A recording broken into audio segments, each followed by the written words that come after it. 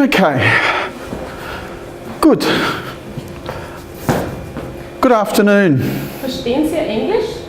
Brauchen Sie eine Übersetzung? Nein, es geht schon. Also können Sie es gerne, ich kann gerne übersetzen oder? Das ist, ich bin schon so mit Englisch. Okay, he doesn't need a translator. Okay, all right.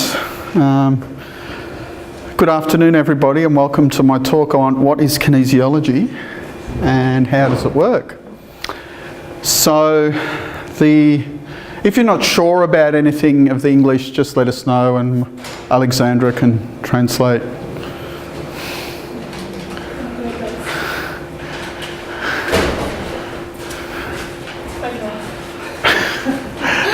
Good try. It was just a try. Yeah. Okay, machen wir die Übersetzung. Passt gut. Okay. Also herzlich willkommen an alle. Es geht jetzt hier um einen Vortrag über, was ist die Kinesiologie und wie wirkt sie. So, my name is Hugo Tobar. I'm the founder of NK Institute and the kinesiology method known as neuroenergetic kinesiology. Mein Name ist Hugo Tobar und ich bin der Gründer der neuroenergetischen Kinesiologie des NK-Instituts. And this is an Australian, I'm from Australia. Ich bin von Australien. And the institute was founded in Australia. Das Institut, das NK-Institut wurde in Australien auch gegründet. But it's been taught all over the world for the last 12 years. Aber mittlerweile, die letzten 12 Jahre, wird die Methode in verschiedensten Ländern weltweit unterrichtet. And we have an institute here in Austria now. Und wir haben auch ein Institut hier in Österreich. And I'd like to introduce to my wife Alexandra, who's the Geschäftsführerin of die Geschäftsführerin für den österreichischen Markt in Salzburg. Okay. So, what I'm going to start talking about is the model of how kinesiology works. Und als erster möchte ich das Modell vermitteln, wie Kinesiologie wirkt. And I just want you to understand it's a model that hopes to explain why it works. Und was Sie verstehen müssen, das ist ein Modell mit der Hoffnung, dass es verständlich macht, wie es wirkt. Because the observation of kinesiology is that it does work. Weil die Beobachtung zeigt ja, es wirkt. But it works, but sometimes the explanations aren't always that satisfactory of why it is so. Aber manchmal sind die Erklärungen, warum die Kinesiologie wirkt, nicht sehr zufriedenstellend. So this is called the balanced triangle. Und dieses Modell, das wir jetzt vorstellen wollen, wird auch genannt das Balance-Dreieck. And it explains the interactions between the three aspects of the human being. Und in diesem Modell kommen eben die drei Aspekte des menschlichen Seins vor. And the first one is, the most obvious, is our anatomy and physiology. Und das offensichtlichste Element ist hier die Anatomie, aber auch die Physiologie als eine Komponente des Modells. Which basically means our physical body. Und das meint nichts anderes als unseren physischen Körper. Now, on the other side here, we've got this psychological component. Auf der anderen Seite hier haben wir die psychologische Komponente. And the psychological component can be our emotions. Und die besteht natürlich aus zum Beispiel den Emotionen. It can be our thought processes. Auch die Gedankenmuster. Our belief systems. Auch das Glaubenssystem zählt alles zu der psychologischen Komponente. And the other point of the triangle, the more controversial one, is what we call the energetic structures. Und der andere Bereich unseres Balance-Dreiecks, der eher kontrovers diskutiert wird, wäre hier die sogenannte energetische Struktur, die uns auch ausmacht. And this is things like acupoints. Das wären dann die Dinge wie Akupunkturpunkte. And meridians from traditional Chinese medicine. Meridiane von der traditionellen chinesischen Medizin. Okay. And this has been practiced in China for thousands of years. Und das wird ja schon in China ganz häufig angewandt für Tausende von Jahren.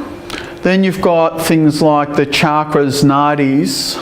Dann gibt es natürlich auch noch die Dinge wie die Chakren, Nadis, which have been practiced with in India for thousands of years. und dieser Bereich wird ja schon in Indien für tausende von Jahren praktiziert und angewandt. And is the basis of the yogic techniques and Ayurveda that comes from India. Und das ist ja die Basis der Yogis oder der Ayurveda-Methode. Das kommt ja aus Indien. Okay.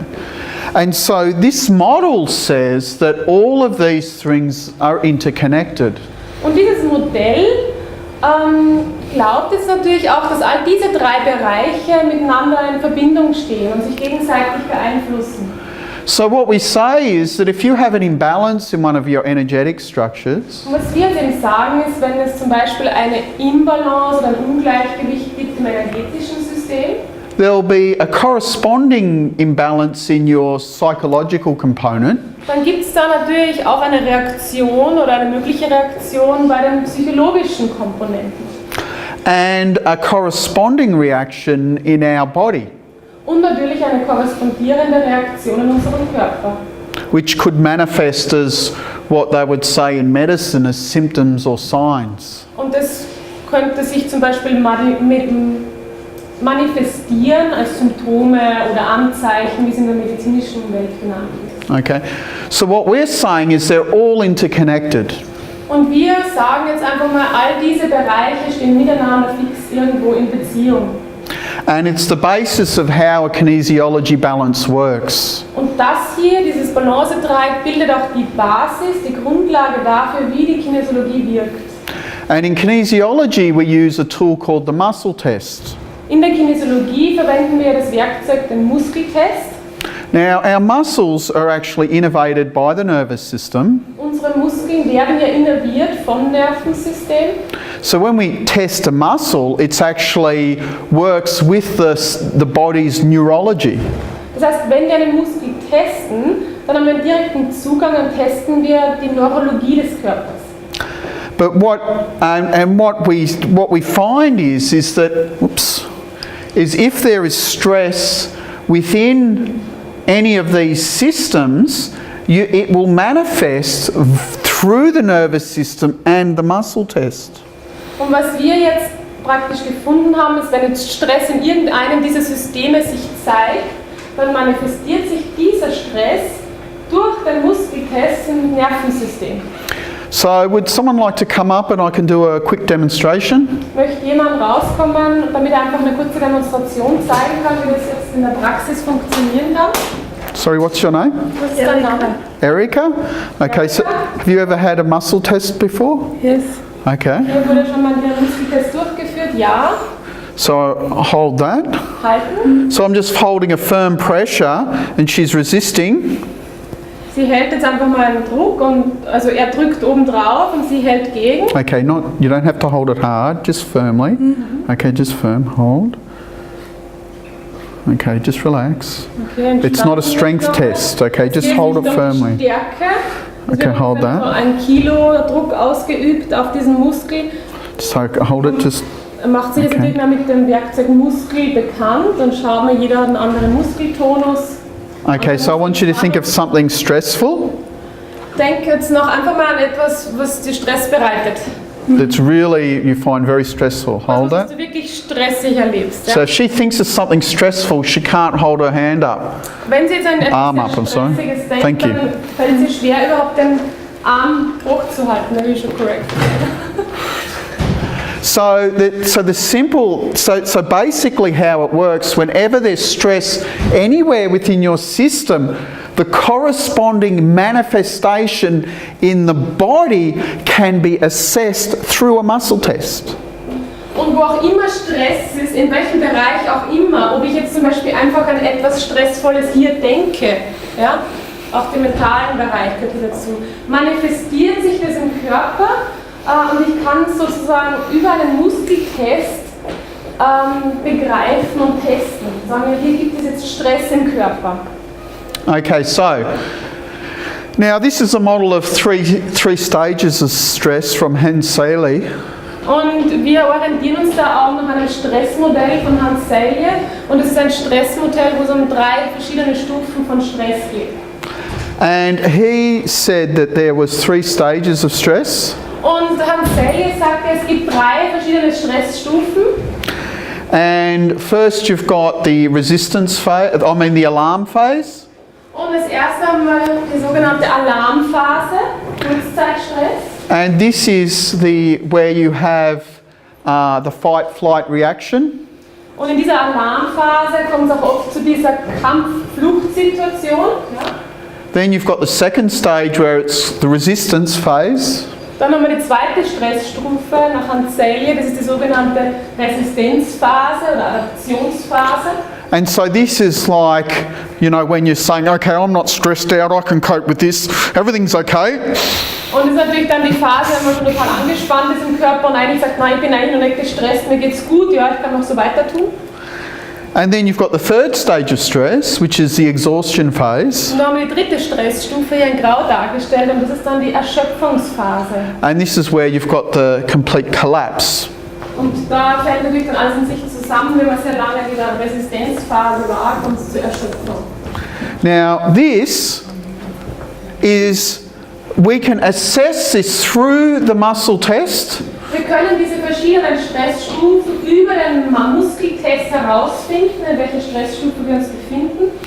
So, for those of you, I'll try and put it in a simplified language. We've got 3 levels in our brain, in our nervous system. Und ich versuche das jetzt einfach ganz einfach auszudrücken. Es gibt ja 3 verschiedene Ebenen im Gehirn, in unserem Nervensystem. You've got the higher brain or our conscious brain, Da haben wir sozusagen das bewusste Gehirn oder das höhere Gehirn, where you can identify a stress. wo wir ganz bewusst irgendein stressiges Event oder einen Stressor identifizieren können. So for example, if you used to work at a place and the boss really treated you badly and you saw the boss, you could identify, oh, there's that man that treated me badly, and your body would then go into a stress reaction, but you're conscious of what the stress is, you know what it is. Das Beispiel hierfür wäre zum Beispiel ein sehr strenger Chef, wo wir sagen, okay, ich kann genau identifizieren, mein Stress in meinem Leben ist eigentlich mein Chef, und wenn immer ich ihn sehe, habe ich ihn als Stressor schon identifiziert, und dieser Stress spiegelt sich natürlich in meinem Körper wieder. Ja? Then you've got the limbic brain, which is the emotional brain. Dann kommen wir zu dieser zweiten Ebene im Gehirn, das wäre das limbische Gehirn oder auch das emotionale Gehirn. And this is where you have your memories and emotions. Und hier sind ja auch unser Gedächtnis und unsere Emotionen gespeichert. And it's where you have the subconscious stressors come in. Und hier ist schon die Ebene im Gehirn, wo der vorbewusste Stress irgendwo gespeichert ist. Ja, man hat schon so eine Ahnung, aber man weiß es nicht wirklich, man kann es nicht 100% identifizieren. Man hat einen Zugang dazu. And so this is where all of a sudden someone might say something and it seems like it should be neutral, but you really react to it and you're stressed out, but you don't know, why am I stressed out? Und das passiert oft, wenn jemand etwas äußert, irgendeine Bemerkung fallen lässt, die eigentlich neutral sein sollte, aber man reagiert darauf. Ja? Der eine glaubt, er ist neutral formuliert oder hat was Neutrales gesagt, man reagiert und man weiß man nicht genau, warum reagiert man jetzt. Man weiß, man ist emotional und man kann es nicht richtig identifizieren. Then this information all goes down into your lower brain called the reptilian brain. Diese Information geht dann wieder noch weiter nach unten im Gehirn, dem unteren Gehirn, im Stammbereich. And this is where the organisation of the stress response takes place. Und hier im Hirnstamm passiert dann auch die Organisation dieser Stressreaktion. Die muss ja immer irgendwo physiologisch organisiert werden. So for instance, when you're stressed out, your breathing changes, your blood pressure changes, your heart rate goes up, your adrenaline might pump, and all kinds of things take place in your body to know that you're either experiencing an emotion or being really stressed out. Und natürlich, wenn wir Stress erleben, muss es organisiert werden, wie zum Beispiel die Herzrate steigt, die Atmung erhöht sich und so weiter. Das heißt, der Blutdruck steigt, Cortisol wird ausgeschüttet und man merkt, okay, jetzt kommen wir in einen stressigen Zustand. And then the muscle tests weak or strong. Und dann zeigt sich dieser Zustand natürlich direkt im Muskeltest und der ist entweder stark oder schwach. And so it is actually a neurological event, the muscle test, that links the response of the muscle test links to the rest of your nervous system, which knows what's going on in your body and where the imbalances are, and that's how we can use a muscle test to identify the imbalance and later correct it. Und somit zeigt sich natürlich, dass der Muskeltest direkt im Zusammenhang steht mit dem restlichen Nervensystem, und somit kann man über den Muskeltest erheben, wo im Nervensystem befindet sich der Stress und wie kann ich ihn auflösen. Oops. Okay, oops, wrong way. Okay, so, understanding energy flow. Gut, aber jetzt geht es dann nochmal darum, um zu verstehen, wie die Energie fließt, ja, oder wie der Energiefluss zu sehen ist. So we talk about how energy flows in meridians or chakras. Wir sprechen darüber, wie Energie fließt in Akupressurpunkten oder in Chakren. And this, and when the energy flow is balanced, the energy flows when it's appropriate for it to flow. Und wenn der Energiefluss jetzt ausbalanciert ist, dann fließt die richtige Menge an Energie zum richtigen Zeitpunkt, wo sie auch fließen soll. So here, for example, chakras. Und hier haben wir als Beispiel Chakren, ja? And the common example that everyone, most people have experienced, if you've ever been in love and you feel it in your heart, you know, you say that, I feel it in my heart, and you put your hand right here. Und die häufigste Erfahrung oder eine der Erfahrungen, die die meisten Menschen schon mal gemacht haben, ist zum Beispiel dieses Herzchakra. Man sagt, ich bin verliebt und ich spüre jetzt diesen Herz und ich spüre dann die Energie hier, wie das Herz aufgeht. And so chakras are like energy doorways. Und Chakren sind nichts anderes als eigentlich Energietüren. And so it's basically how we exchange energy. Und das ist eine Möglichkeit, wie wir zwischenmenschlich Energien austauschen können.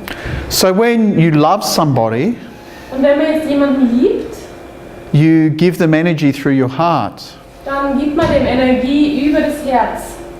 And when somebody loves you, Und wenn jemand euch liebt, you receive that energy from dann another. empfängt ihr diese Energie, diese liebende Energie übers Herz.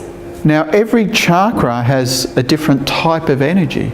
Und jedes Chakra hat eine andere Energie. Ja? And so for instance the heart chakra is the energy of unconditional love. Beim Herzchakra geht es um die Energie der bedingungslosen Liebe. The throat chakra is to do with communication.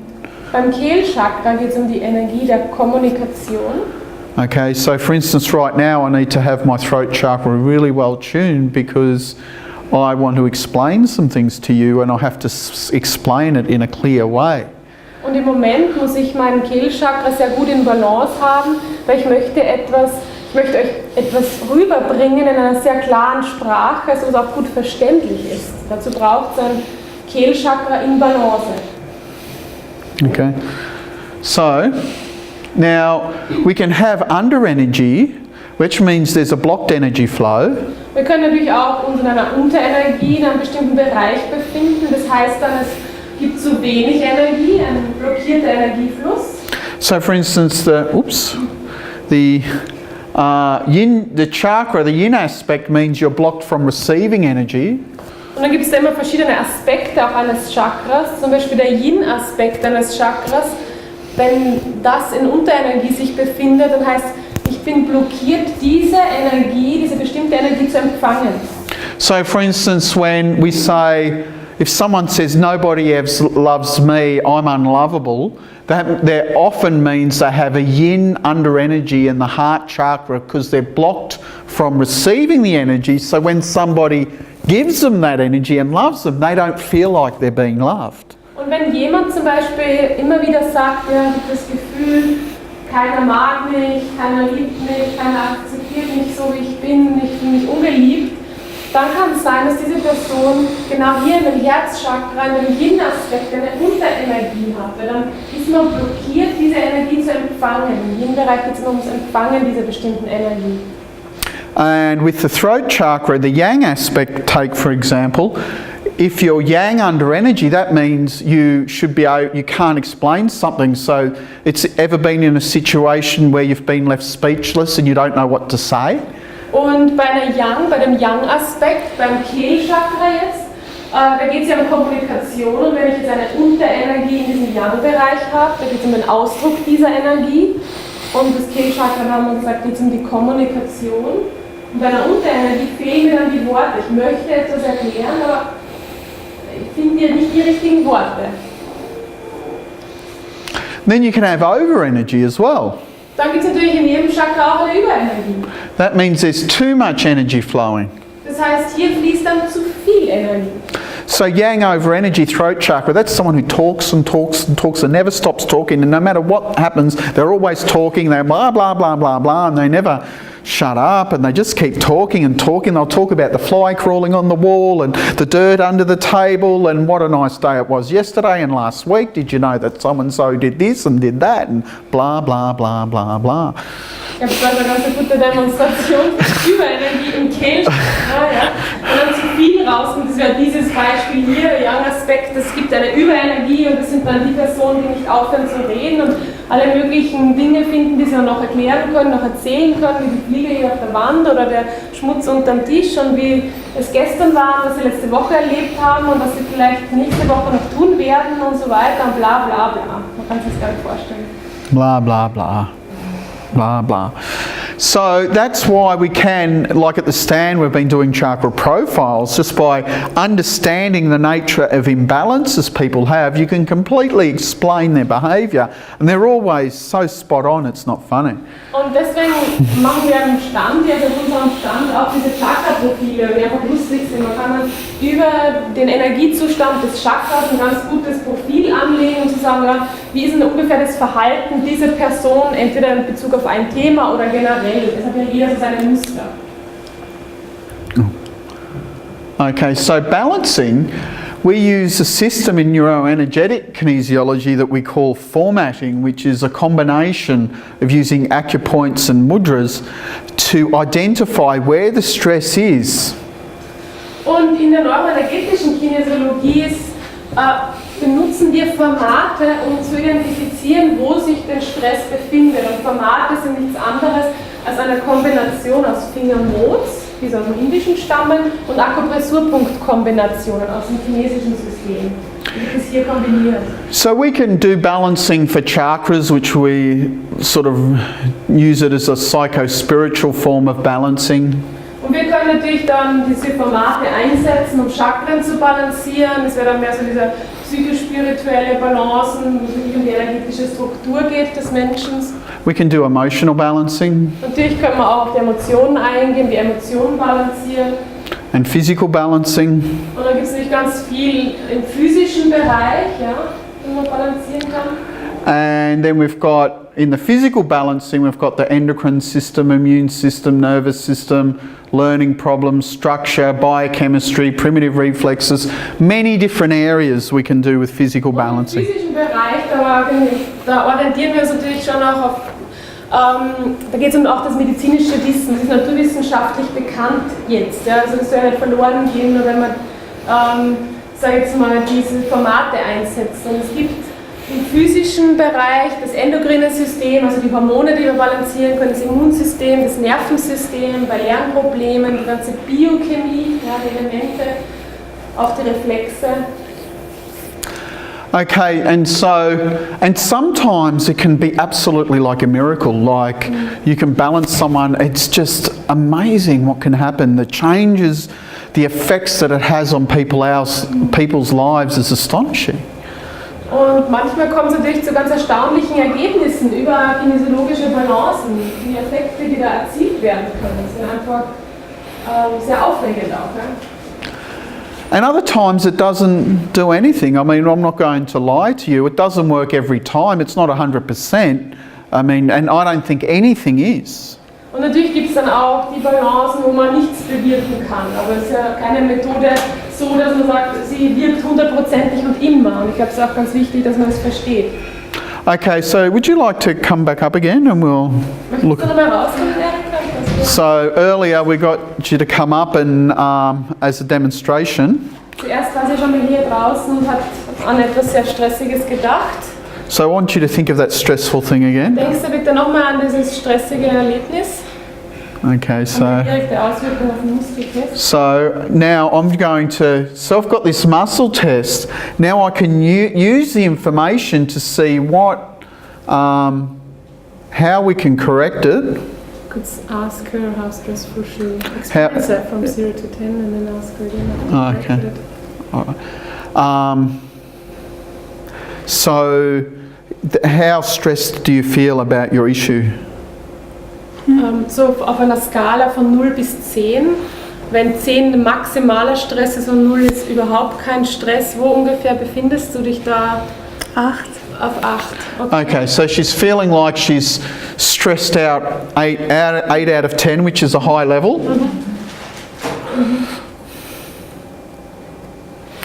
So if I put my hand in the solar plexus chakra, it changes the muscle tests.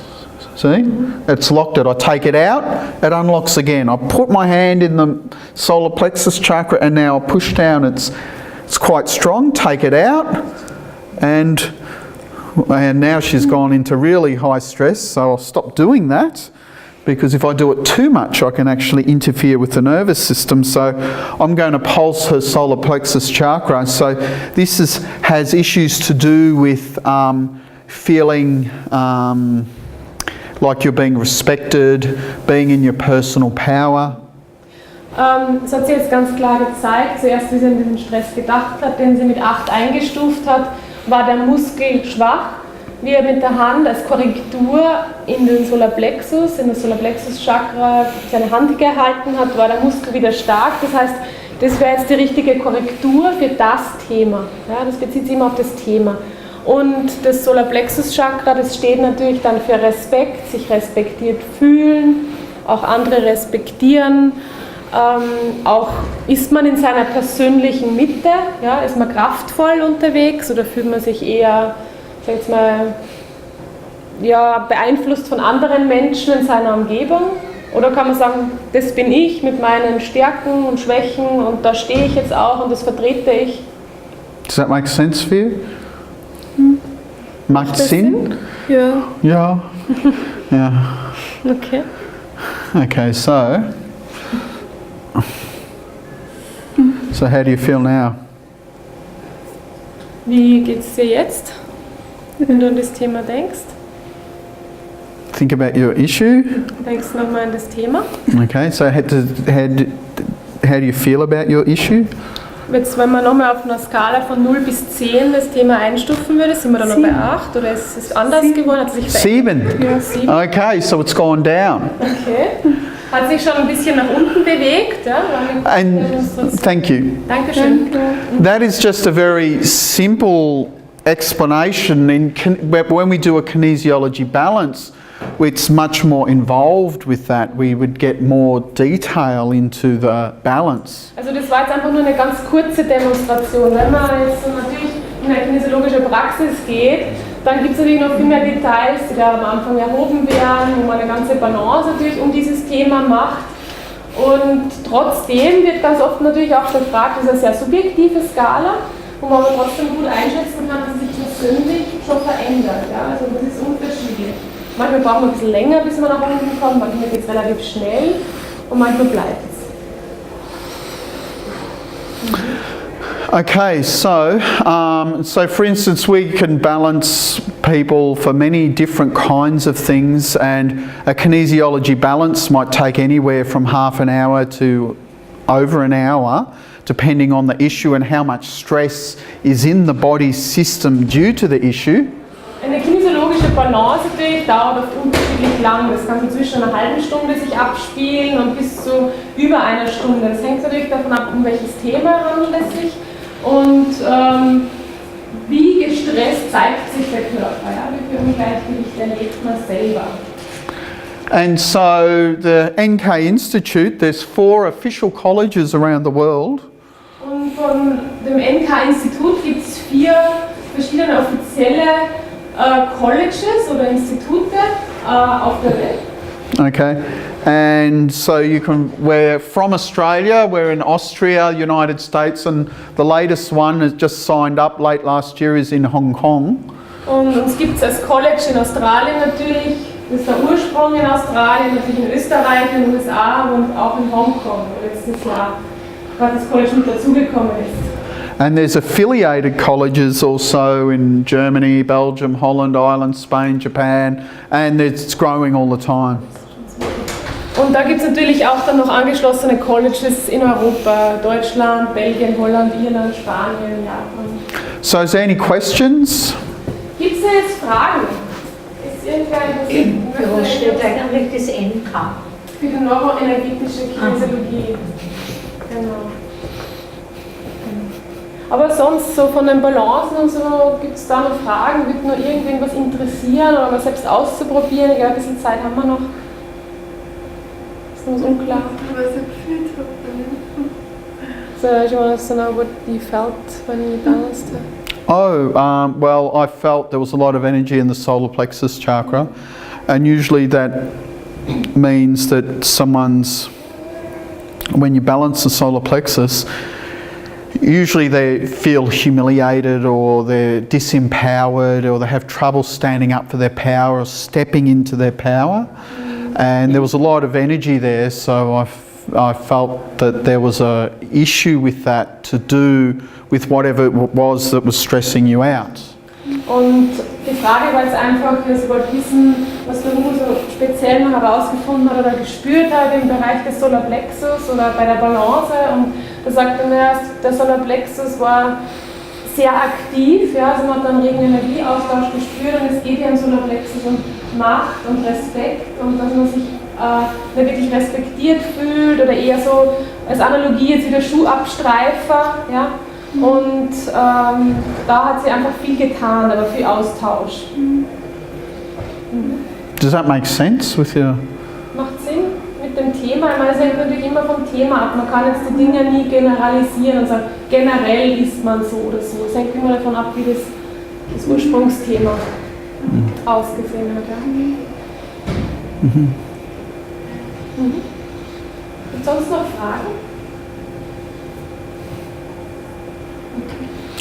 Okay, so we have a training program over here with 3 levels. Dann stellen wir jetzt einfach noch unser Trainingsprogramm hier vor. Wir haben hier ein Trainingsprogramm in Österreich.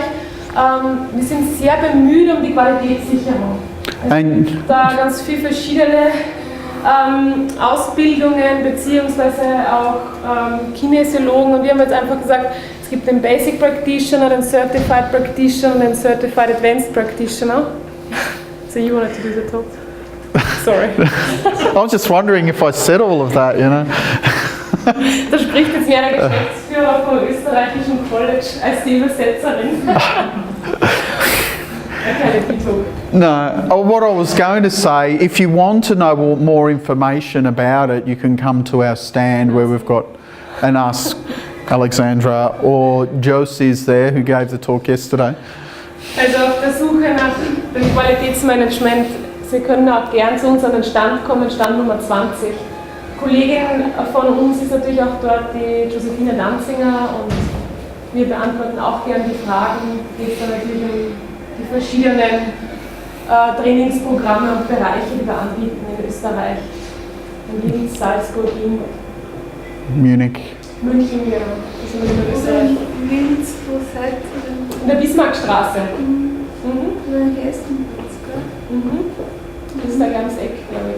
Ich glaube, in Linz hat es so gut aus. In der Salzburg. Welche kostet der Behandlung? Bei der Josephine Danzinger in Linz 45 € für die Stunde, 60 Minuten. Okay, so I would like to say hello. Oh, bye bye from me and Fluffy. Von Hugo und Fluffy. Aus Australian. Genau, aus Australien. Ein Wallaby. That's a wallaby, that's correct. Was ist ein Wallaby? So what is a Wallaby? It's like a kangaroo, only smaller. Ähnlich wie ein Känguru, nur kleiner, ja. Das ist ein Haupttier. Haustier, no. It's not allowed, verboten. Ja, also Haustier darf uns leider nicht halten, aber so süß sind sie dann auch wieder nicht. But we have them, they come on our property sometimes. Im Garten laufen sie ganz öfter rum. but they're wild. They're wilde wallaby. Skippy, das Känguru. Skippy, oh, you know Skippy. Oh my God. Who's Skippy the kangaroo? Oh, you'll have to go onto YouTube. It was a television show in the 60s, black and white. Okay, thank you. Thanks a lot. Danke für den Comment. Es geht so nur um die Wallabies. Genau, für das heißt ja gerne. Kommen Sie zu Australien. You came von Australien. Yeah. Yeah, just to come here and talk to you. Alles gut. All is good, yeah. Tschüss.